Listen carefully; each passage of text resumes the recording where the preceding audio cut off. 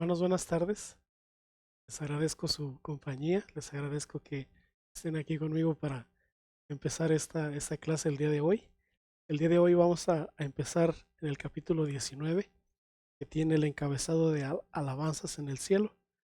Y vamos a cubrir dos encabezados en esta clase, lo que es las alabanzas en el cielo y las cenas de las bodas del Cordero. El capítulo es un poco extenso, así que lo vamos a dividir en dos, como normalmente lo hemos hecho. Y vamos a empezar con esta clase. En los capítulos, en los dos capítulos anteriores, el Señor nos estuvo describiendo muy detalladamente cómo será la destrucción y el juicio de sus enemigos. En repetidas ocasiones nos ha permitido estas visiones dadas al apóstol Juan, que nos describen y nos permiten ver como por una ventana, ver cómo darnos una idea de cómo va a ser el fin de las cosas y también el fin de sus enemigos. A través del estudio que hemos llevado de este libro de Apocalipsis, se ha mencionado en diferentes ocasiones. Voy a mencionarles las citas en las que hemos llegado al fin, a lo que en diferentes visiones, con diferentes símbolos y diferentes escenarios, nos ha dado a entender el Señor cómo es el fin de las cosas.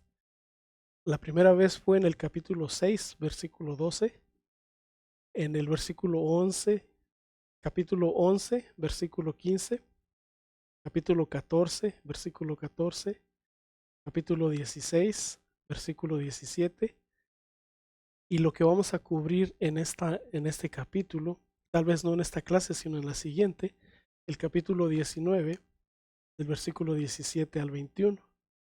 En estas ocasiones, en estas citas es en donde se ha mencionado el fin, donde el Señor ha desarrollado la, todo lo que es la enseñanza de motivación y de sustento de la fe de los hermanos, y cómo en diferentes ocasiones nos ha llevado a que veamos y a que tengamos la certeza de que las cosas malas van a pasar, de que las cosas malas se van a acabar y que los malos recibirán su justo castigo, su justo juicio. Y de diferentes formas nos enseña cómo Él va a quitar de raíz toda esta maldad con la que fuimos contaminados. Pero para la clase de hoy podemos respirar en cierta forma y estar tranquilos, porque la clase, lo que nos va, el material que nos va a, que vamos a cubrir en esta ocasión, nos, nos da esa confianza y nos enseña que el Señor ha redimido al ser humano, a la corona de su creación, y que aquellos que han muerto con, con Él por esperanza, que han muerto con su fe depositada en Él, todos aquellos que fueron martirizados, torturados, hasta que su vida se extinguió, todos ellos han sido vengados, y esto le da gusto a la iglesia, le da gusto a sus seguidores saber que primeramente han recibido esa salvación que el Señor les había prometido,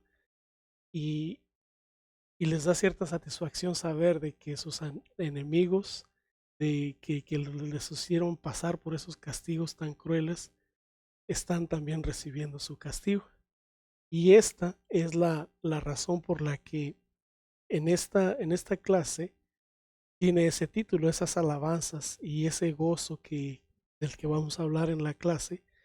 Esa es la razón por la que hay gozo en el cielo, porque la salvación finalmente ha sido dada a los hombres, finalmente se ha cumplido, y, y ya están los creyentes con su Señor, y los malos ya están aparte, ya están castigados. Y esa es la razón de la alegría y del gozo que vamos a ver en este capítulo.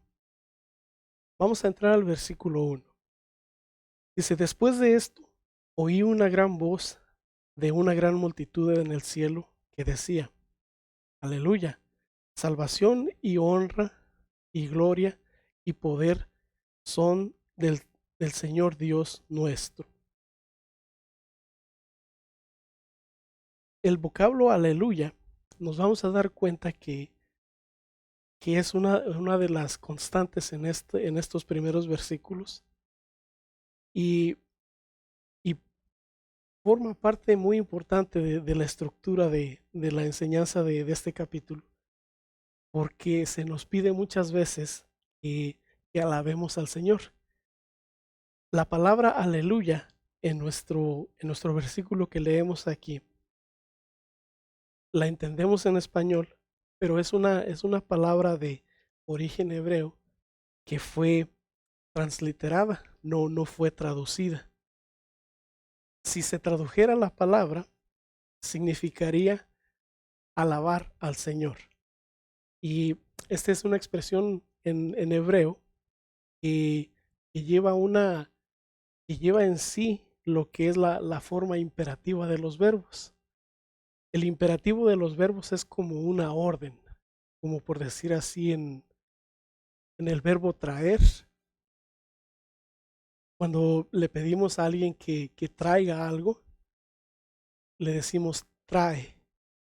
Y esa es la forma imperativa. En el verbo tomar, la forma imperativa es toma o tómate. Y el, conlleva una orden, conlleva una forma de pedir que se haga algo. Eso es lo que encierra esta palabra aleluya, que significa alaben al Señor.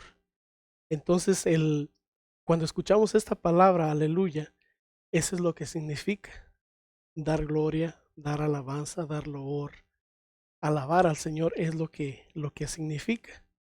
Y de respecto a esto, a lo que es la alabanza y cómo se pide que se haga, en el libro de los Salmos hay unos capítulos que están dedicados a esto, a enfocarse a lo que es la adoración y la alabanza al Señor por sus proezas, por sus hechos, por su creación, por su poder, por sus victorias que ha tenido, por su misericordia, por su paciencia, por su amor, por todo lo que Dios es, se le debe de alabar. Y en los capítulos del 111 al 118 es donde se nos pide eso, que alabemos a nuestro Señor. Recuerden, es el libro de los Salmos, el libro de los Salmos del capítulo 111 al 118. Desafortunadamente ahorita no tenemos tiempo para leerlos todos los capítulos estos que hablan, que dan esa referencia de cómo tenemos que alabar al Señor, pero en su tiempo de devoción, en su tiempo de devocional, en sus casas pueden contemplar estos capítulos y eso es lo que les va a enseñar. Y en esta clase, en los primeros versículos, vamos a ver que se menciona también más veces. Se menciona en este versículo 1 que ya leímos, en el versículo 3, en el versículo 4 y en el versículo 6. Es una constante de que alabemos al Señor por este mismo gozo que habíamos mencionado, porque sus enemigos han sido juzgados y porque los hombres o los, los seres humanos que creyeron en Él, que depositaron su fe en el Señor Jesucristo, han sido rescatados y han sido salvados. Esa es la razón por la que es por este contentamiento, por este regocijo. Dice, porque sus juicios son verdaderos y justos, pues ha juzgado a la gran ramera que ha corrompido a la tierra con su fornicación y ha vengado la sangre de sus siervos de mano de ella. Aquí nos dice con toda claridad el versículo 2 cuál es la razón de esta alegría. Porque por la veracidad de Dios, por la certeza que Él tiene, por la asertividad que Él tiene y por sus juicios, porque ha juzgado a esta gran ramera que ha corrompido a la tierra. Por eso es esta alegría y este contentamiento. Dice, otra vez dijeron, aleluya, y el humo de ella sube por los siglos de los siglos. La destrucción de sus enemigos es permanente, es definitiva. Y aquí nos dice que su castigo se extiende por los siglos de los siglos. Nosotros como seres humanos aquí en esta tierra tenemos un tiempo de existencia limitado. No, no vamos a vivir aquí todo el tiempo que la tierra esté. Si algunos alcanzamos 60, 70, 80, 100 años, es un tiempo de existencia muy limitado, es muy breve. Pero aquí nos dice que el castigo de lo que es Satanás, la muerte y sus seguidores va a ser por los siglos de los siglos, se extiende. No, no entiendo de qué forma, no sé de qué forma después de que el Señor venga y nos recoja y esta tierra y este sol sean destruidos, estos cielos sean enrollados y puestos en algún lugar. No sé cómo vaya el Señor a medir el tiempo, no se nos dice. Lo que sí se nos dice es que esta tierra, esta creación que conocemos, nuestro sol, nuestra luna, lo que vemos como estrellas y la tierra que sostiene nuestros pies ahorita, todo esto va a dejar de ser, todo esto va a haber cumplido su propósito y va a ser deshecho. En ahorita nuestra cronología se basa en, en cuánto tiempo la Tierra tarda en girar sobre su propio eje, son 24 horas, y en cuánto tiempo tarda en completar una órbita alrededor del Sol, que es un año. Entonces, al no existir ya esos puntos de referencia, no sé cómo el Señor vaya a medir el tiempo. En, en el capítulo 21, el versículo 23, ya cuando la existencia con Él en el estado espiritual empieza desde su iglesia y nos pone en esta ciudad que Él ha preparado para nosotros, la Nueva Jerusalén, nos dice, la ciudad no tiene necesidad de sol ni de luna que brillen en ella, porque la gloria de Dios la ilumina y el Cordero es su lumbrera. No sé si vayamos a tener esa necesidad de medir el tiempo, de saber cuánto tiempo va pasando, porque no va a haber ni sol, ni luna, ni tierra, ni estrellas, porque dice que la gloria del Señor va a iluminar, la gloria del Señor es tan brillante, es tan blanca, tan fuerte su luz, y dice que eso va a tomar el lugar del sol y de la luna. No, no sé si vaya a haber esa necesidad de que estemos cuantificando el tiempo, pero por lo que podemos entender aquí es que la destrucción de sus enemigos, que la destrucción de Satanás, de la muerte, del pecado, de los que tienen la marca de Satanás, o sea, los hombres que no creyeron en Dios, su destrucción va a ser permanente, va a ser continua.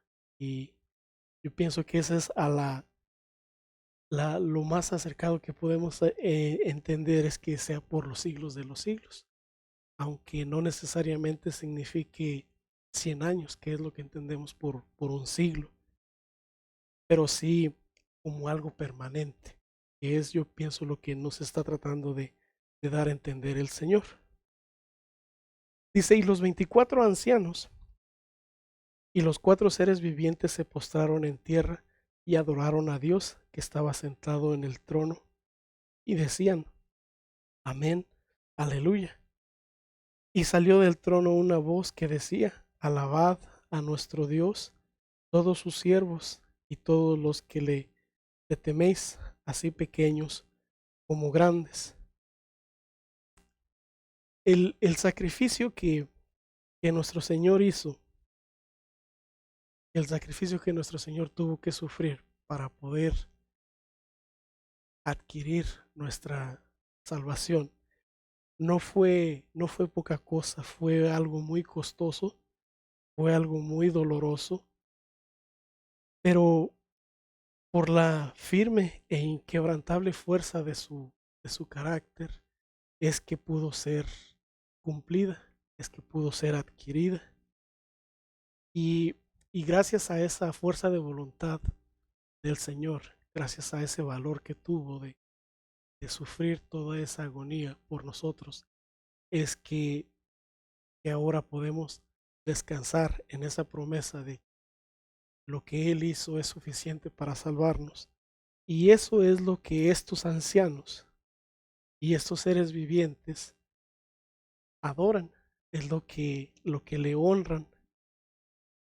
Y gracias a ese valor que tuvo es que nosotros podemos ser salvados y que hemos alcanzado esa oportunidad de compartir con Él la eternidad.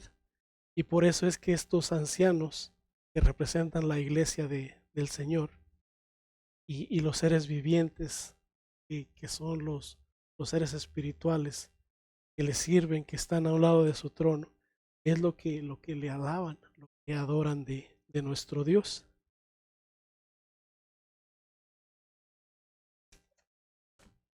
Dice, y oí, el versículo 6, y oí como la voz de una gran multitud, como el estruendo de muchas aguas, y como la voz de grandes truenos que decía, aleluya, porque el Señor nuestro Dios Todopoderoso reina.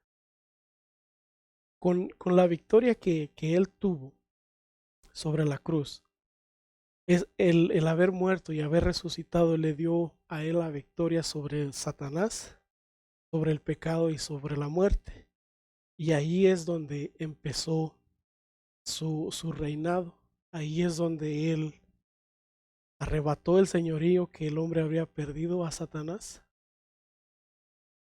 Recuperó su vida nuevamente porque pudo regresar del lugar de los muertos, y al haber muerto como pecador sin haber él cometido un pecado, derrotó al pecado también.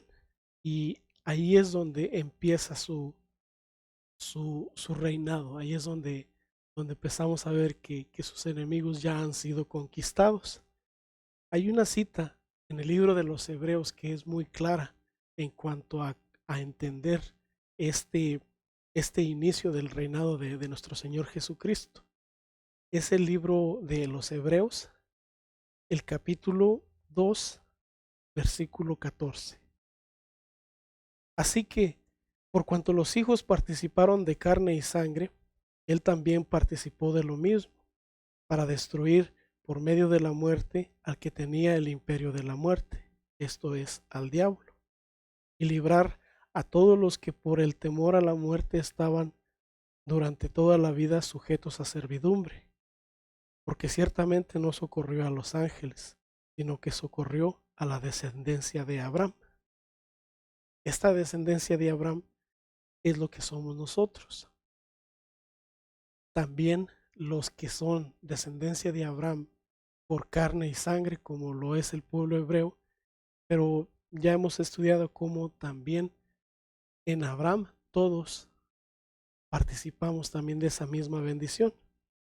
Voy a terminar de leer hasta el versículo 18, dice, por lo cual debía ser en todo semejante a sus hermanos, para venir a ser misericordioso y fiel sumo sacerdote en lo que a Dios se refiere, para expiar los pecados del pueblo, pues en cuanto él mismo padeció siendo tentado, es poderoso para socorrer a los que son tentados. Aquí, con su muerte y su resurrección, es donde empieza su reinado, donde, donde se hace una realidad todo este plan de Dios de poder socorrer a los seres humanos. Y por eso esta alegría y este gozo de quererle alabar. Dice aleluya, porque el Señor nuestro Dios Todopoderoso reina. Ahí es donde empieza su reinado, ahí es donde empieza su victoria y ahí es donde una etapa del plan de la salvación es cumplida y que vamos a ir viendo cómo el plan de rescate del Señor se va cumpliendo en etapas o fases y ahorita estamos esperando la que sigue. Dice el versículo 7, ya capítulo 19, versículo 7, seguimos. Dice, gocémonos y alegrémonos y démosle gloria, porque han llegado las bodas del Cordero y su esposa se ha preparado. Y a ella se le ha concedido que se vista de lino fino, limpio y resplandeciente, porque el lino fino es las acciones justas de los santos. Con estos dos versículos, el versículo 7 y el versículo 8, nos introduce a lo que es el siguiente encabezado, el encabezado de las bodas del Cordero.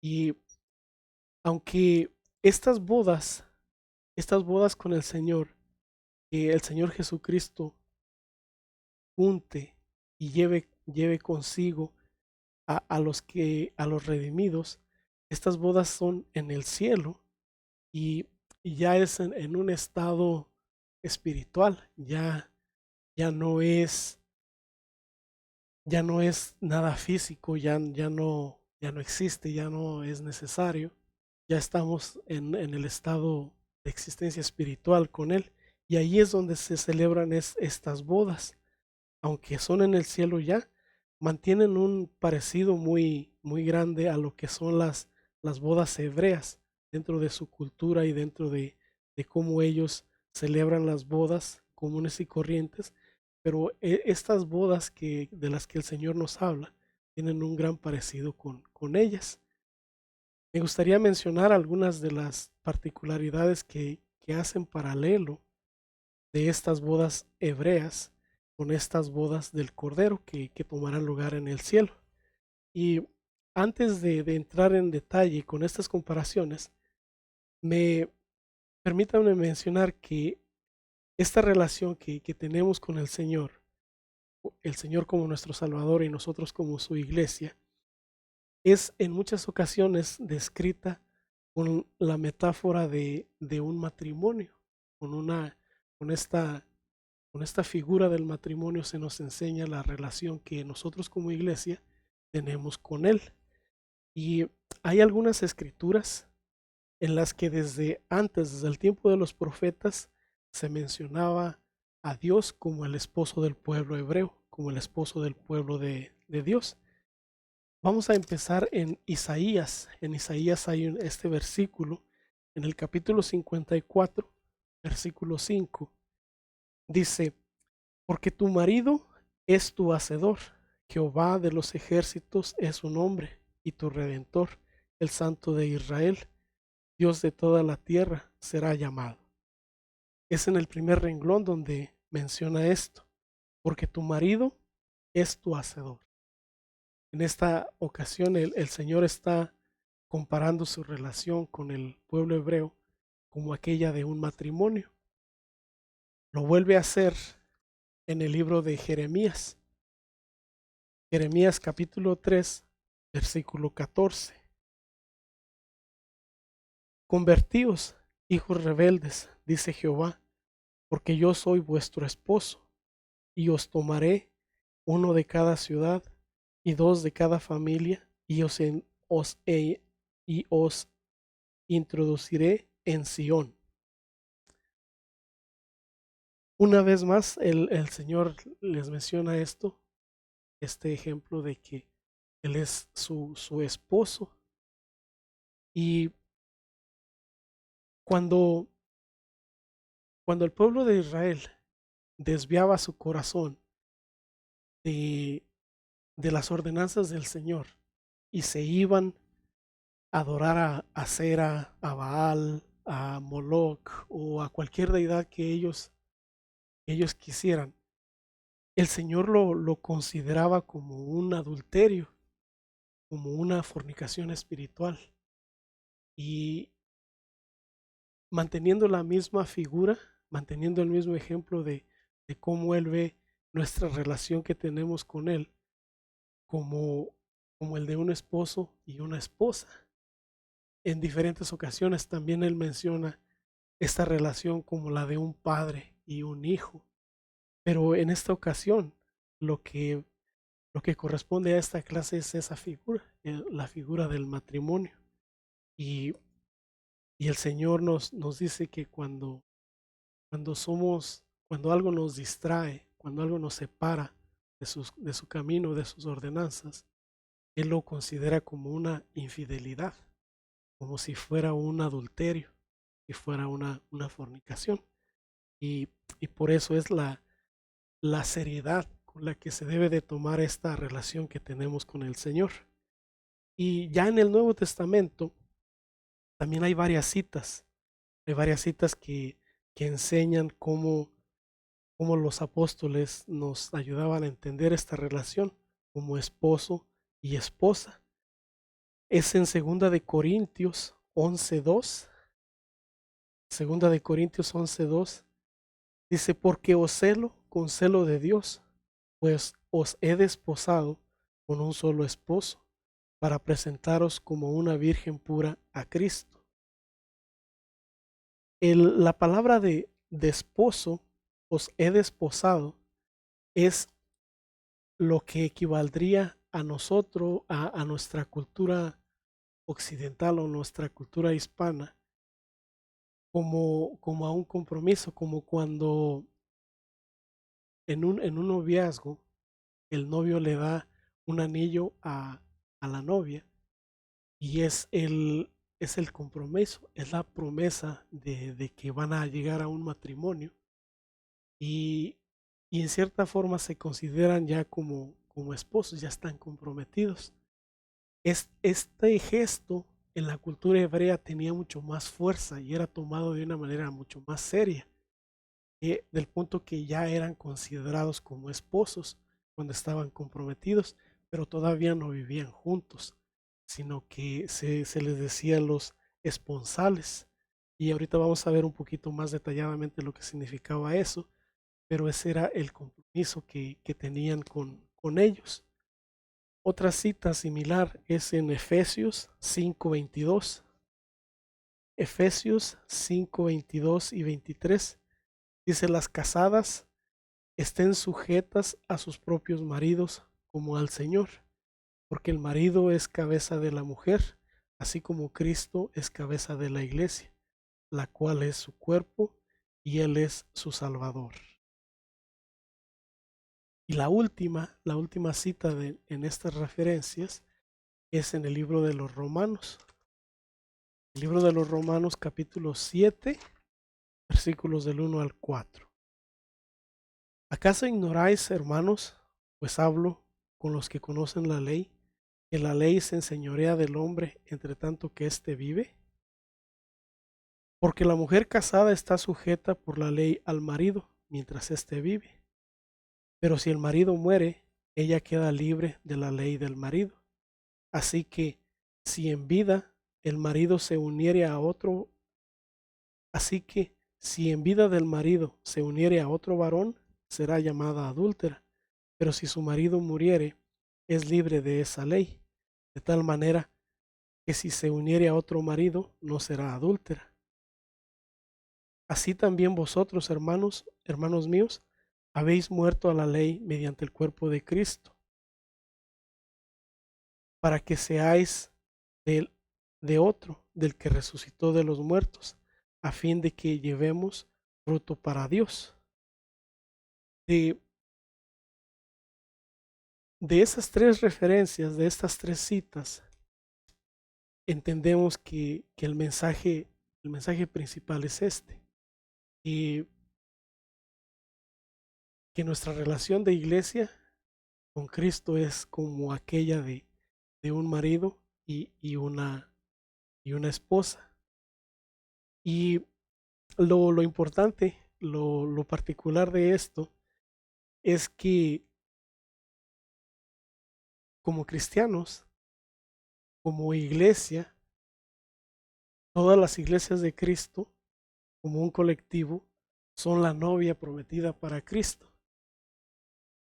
Pero como individuos se ve como los que están invitados a la boda. Ahorita lo vamos a ver en el versículo que sigue, dice, y el versículo 9, y el ángel me dijo, escribe, bienaventurados son los que son llamados a las cenas de la boda del Cordero.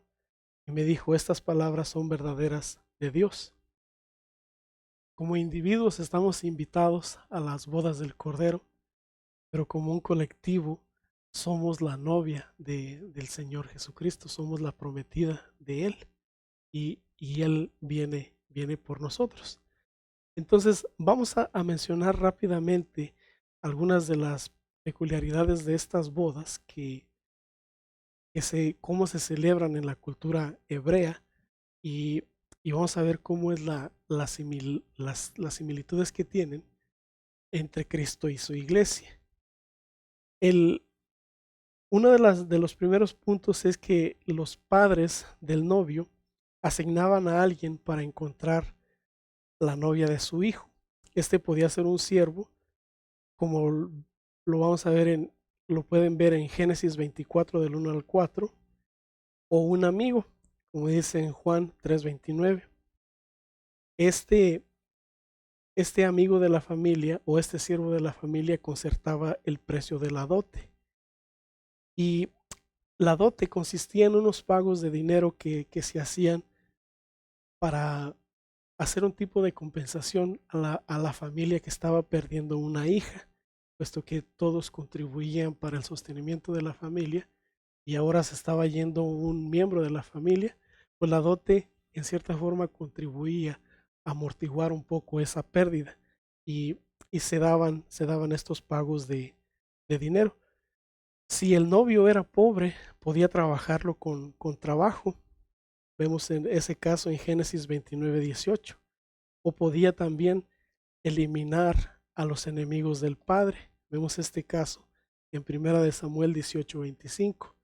En este caso es donde David elimina algunos de los enemigos del rey Saúl, algunos de los filisteos, porque el rey no necesitaba dinero, pero sí tenía esos enemigos que le estorbaban y en vez de dote, el rey David fue pedido eso, que fuera a eliminar algunos de sus enemigos. Cuando ya estaba pagada la dote, los esponsales, se celebraban los esponsales y lo que esto significa es que era un matrimonio, era una promesa de matrimonio mutuamente aceptada. Y esto es como lo que les mencionaba hace un momento, que es como recibir el anillo de compromiso, que están comprometidos. Al celebrarlos, ya eran considerados esposos, pero todavía no vivían juntos. Jurídicamente, los esponsales son un contrato de naturaleza preparatoria que llevan al matrimonio. Y justo a un año después de haberse celebrado los esponsales, se celebraba la boda. Durante este año que el novio ya estaba comprometido con la novia, no se veían, no, no, no compartían la misma vivienda, porque estaban ocupados, los dos tenían cosas que hacer. Empezamos con el novio. El novio se tenía que ocupar de hacer la casa donde iba a vivir su esposa. Algunos solo añadían un cuarto a la casa donde vivían con sus padres y, y algunos empezaban su casa propia desde el cimiento hasta arriba. Y en ese año era cuando ellos se dedicaban a hacer eso. En el lado de la novia preparaba su vestido y la familia se preparaba también para lo que era el gran banquete. El día de la novia, el día de la boda, el novio, cuando ya estaba preparado, hacía una procesión a la casa de la novia. Se hacía acompañar de sus amigos y sus familiares. Y al salir la novia, se hacía acompañar de sus familiares también y regresaban en la procesión a la casa del novio. Ya las dos familias juntas se, se acostumbraba a llevar lámparas de aceite. Si recuerdan, hay una parábola de unas vírgenes que tienen sus lámparas con aceite y a unas que se les acaba el aceite. Esa parábola es en una fiesta de bodas, donde estas vírgenes están esperando al novio. Y cuando, cuando ya las dos familias estaban juntas y regresaban en la procesión a la casa del novio, se solía acompañar la procesión con cantos y música y bailes muy alegres, porque esto era un evento de mucho gozo y de mucha alegría. Y, y iban todos en el desfile, en la procesión, muy contentos a llegar a la casa del novio. Y ya en la casa del novio se empezaba la celebración, que dependiendo de las posibilidades de las familias, podía durar desde una semana hasta 2 semanas. 2 semanas de fiesta, imagínense nada más esto. Entonces, ya ahí en algún momento de la celebración, los rabís o los sacerdotes les daban la bendición a la familia. Y por ahí también en algún momento de la celebración, dice que cuando la novia salía de su casa, salía con un velo, traía un velo cubriéndole su rostro. Y en algún momento de la celebración se quitaba el velo y decía que se lo ponía en el hombro al marido. Eso significaba que el gobierno de esa casa iba a descansar sobre sus hombros, iba a descansar sobre su autoridad, y estaban así empezando una nueva familia. Y de esta manera, hermanos, el, lo, lo que podemos comparar con estas bodas del Cordero es que el Señor Jesucristo ya ha pagado los esponsales, ya, ya está preparando lugar para dónde nos va a llevar a vivir con Él. Y esto lo podemos ver en el libro de Juan, en el capítulo 14, del versículo 1 al 3. Dice: no se turbe vuestro corazón, creéis en Dios, creed también en mí. En la casa de mi Padre muchas moradas hay, muchas moradas hay. Si no fuera, si así no fuera, yo os lo hubiera dicho. Voy pues a preparar lugar para vosotros. Y si me fuere y os prepararé el lugar, vendré otra vez y os tomaré a mí mismo, para que donde yo estoy, vosotros también estéis. Entonces, hermanos, el Señor pagó los esponsales. Este, este ínterin de cuando Él ascendió, el libro de los Hechos, que fue recibido por una nube, de ese tiempo a cuando Él venga, son estos esponsales en los que estamos esperando por nuestro esposo que regrese. Y cuando Él regrese nos va a llevar y vamos a estar con Él. Y, y así la celebración, la salvación habrá sido completada. Y todo lo triste, lo corrompido, todo lo perverso que hay en este mundo ya no va a existir. Ya va a ser ahora sí solo Dios y su pueblo. Ahora va a ser solo Dios y la gente que quiere estar con Él. Dios y la gente que quiere buscar la santidad con Él, y que se ha esforzado y que ha creído principalmente, que ha creído en Él y que ha depositado su fe en Él y que le puede dar esta salvación. Y de esta forma, nuestra, nuestra unión con Él está en espera todavía. Estamos esperando que Él regrese, y al momento que regrese, nos va a llevar con Él y nuestra salvación se va a ver completada. Aquellos que se despidan de esta vida van a estar esperando también, pero a la llegada del Señor, cuando Él regrese, van a escuchar su voz. Van a escuchar su voz y se van a levantar, y van a estar ahí también cuando todos le recibamos, y vamos a estar en estas bodas. Vamos a estar celebrando esta unión.